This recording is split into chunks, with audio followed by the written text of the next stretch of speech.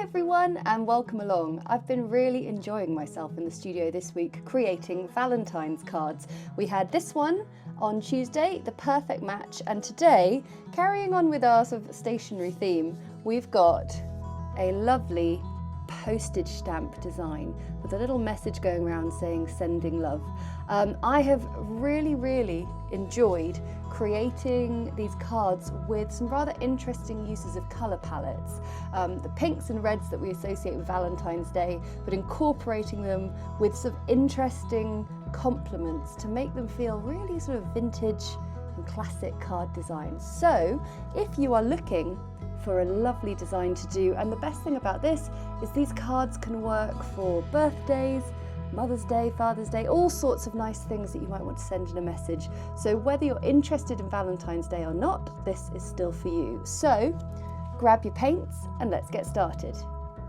So here we have another Valentine's card, and I really enjoyed painting this one the other day. If you haven't had a go, our perfect match Valentine's card, you can find that just on the channel. It's just one of our previous tutorials, but you can just search for Valentine's cards and you'll find this and many others. But what I really liked about this was the slight sort of vintage feel to it, and using like a familiar object like a matchbox, and just a nice little pun. So I thought, what about a postage stamp, and we can say we're sending love. So what I've done is I've got a piece of watercolor paper that is 8 inches across by 5 inches high, and what I've done is I've scored down the middle to make it a folded card. Watercolor paper is perfect for card making, it's the beauty of it.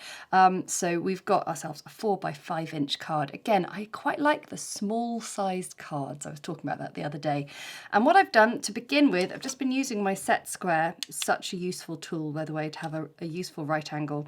And I've just been drawing some concentric right angles to just create the sort of classic postage stamp border that we can do more with later on. And now I can be a bit more sort of freehand with my design.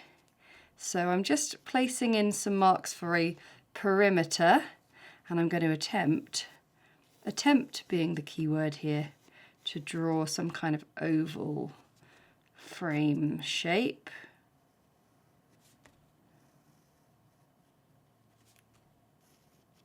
One side is always very easy, the other side is not so easy. And then I thought I would pop in some corners. So I've been looking at some really nice stamp designs, and I found some lovely Canadian ones where they had sort of cool little things in the corners, and just, yeah, it was just a really fun one. So it was my favourite. And I think what we'll do is we'll just place in a really nice little sort of flower arrangement. So I'll just place in the stem, the branch, little circles, so I can sort of paint the flower with the petals all anchored in. And I'll do a flower on its side, so I've just done a little curve for the base of that, and maybe a little bud. Some extra branches for leaves. And then what I'll do is I'm going to put sending love, and then I think it would be quite fun to have some hearts in these. And what I think is great about doing all these Valentine's Day card designs is they're actually just really applicable for other occasions and scenarios, like sending love in a card.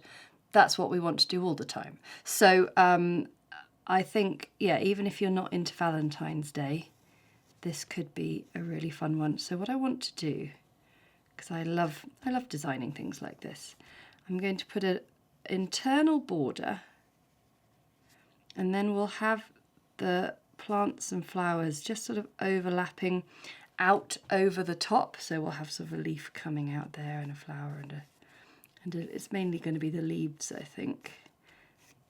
Yeah, that's nice.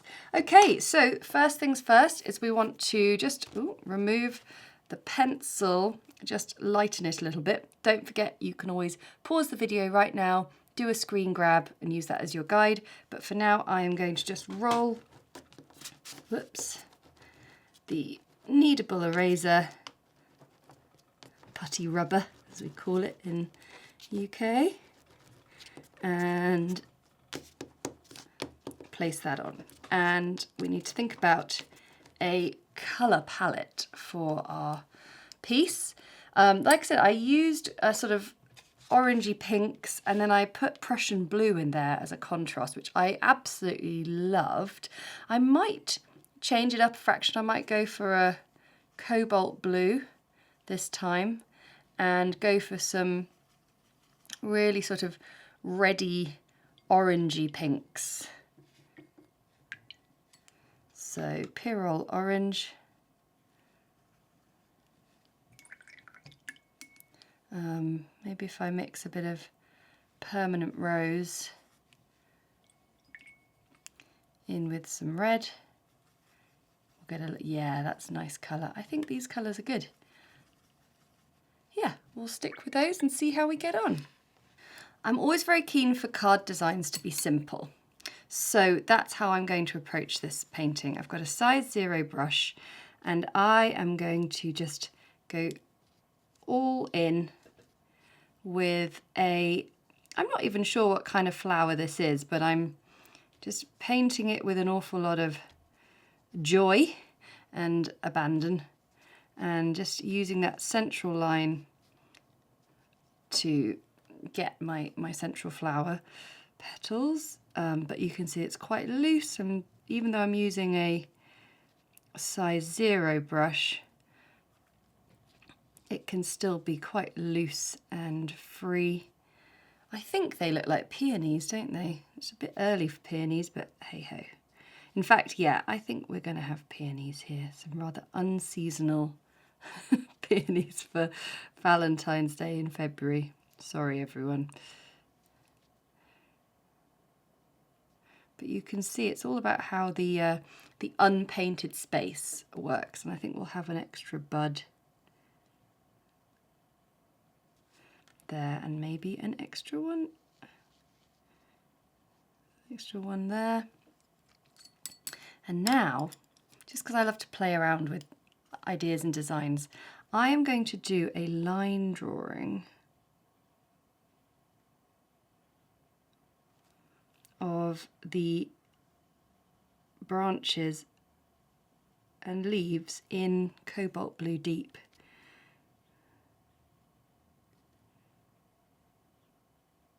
Because I want to do a really stylized a sort of stylized painting where we sort of paint around the edge of these shapes.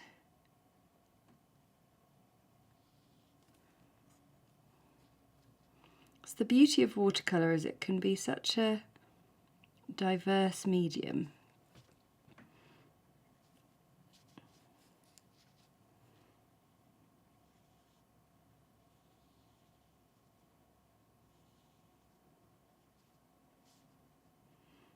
So yeah, just have some fun placing in just a fairly sort of simple line drawing of your flowers.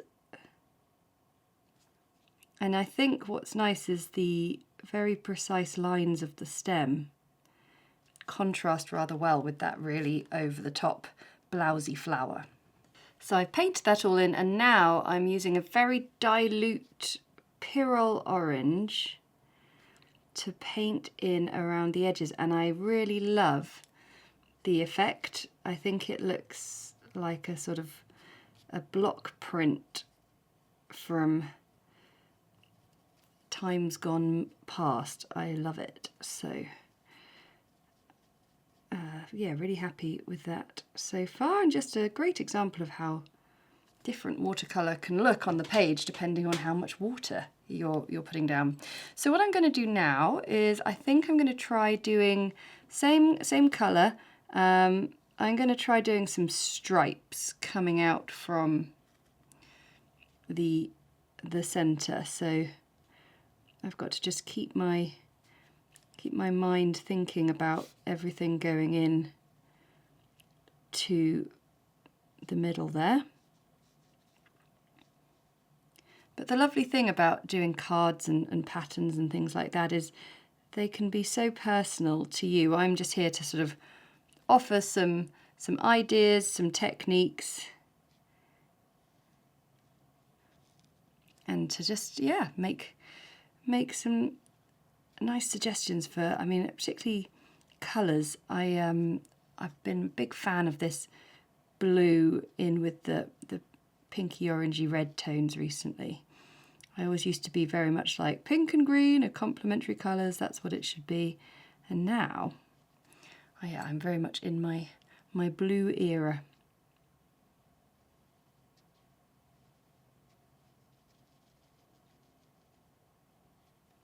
I think this is looking really pretty, and I think it's down to using the really dilute colours alongside the stronger, bolder, more graphic tones. So I've got the rigger brush out, which is the long bristles, a liner brush also known as, and I am going to now have a go at doing some borders, because we've got some lines here, and what I will say is don't fret if your lines are a little bit wobbly, as mine are. I think the charm of hand-painted cards, or just illustration in general, is that lovely human-created character, whether it's through a little bit of imperfection, a little bit of wobble. It tells a story, so do not worry. If you haven't got a rigger brush, I highly recommend it as something to have in your kit. And we sell them in my Etsy shop, so what a nice Valentine's present that might be. You can ask for one of those. So yeah, we're now just starting to build up the design, and also what will happen is when we rub out the pencil, it's going to look really fabulous as well. It's really going to sort of light up and lift and look amazing on the page. And I think what might be cool is putting my text actually in that oval there. I'm just typing that round, just sort of round and round and round. And then the final thing to do, if I take, we've used Pyrrol Orange really dilute all the way through, but what if we now used it as our nice bold outline? So the stamp's edge, just using my 4/10 brush. I'm not measuring this, I'm just doing it by eye. And again, because you've put that perimeter in with the pencil line, that's going to keep you nice and regular on the pattern, but you can still have a little bit of a handmade wobble for the little shapes. I realised we didn't have any dilute blue, so I put that in the corners. Anyway, let's look at the wording. So I want to use it in this oval. We're obviously going to have bits that we can't see, but I thought if I start here, that feels like a good place so you'd sort of naturally start reading.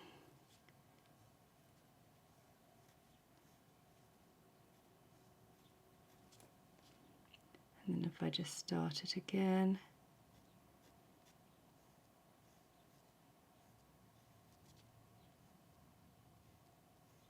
Just slightly sort of warping L-O-V-E.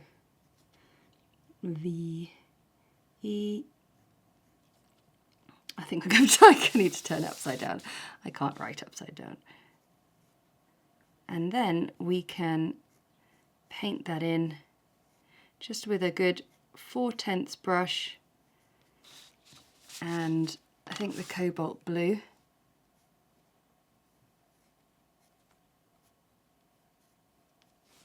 And let's see, we might be fitting this in beautifully. What luck. Yeah, I think that's pretty perfect. Wow. Didn't plan that. That was just pure luck. And oh my goodness, I'm really excited about this.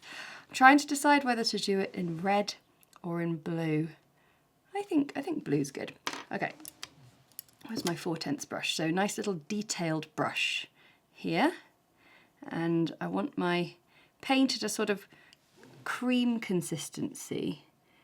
And just go slowly round. And the nice thing is if you've marked it already in, you can then just, if you need to like shift letters here or there, then you can do that. So what we'll do is we'll paint all of this in, let it dry 100%, and then we'll rub out the pencil and it's going to look amazing. And here we have our finished card, looking absolutely gorgeous.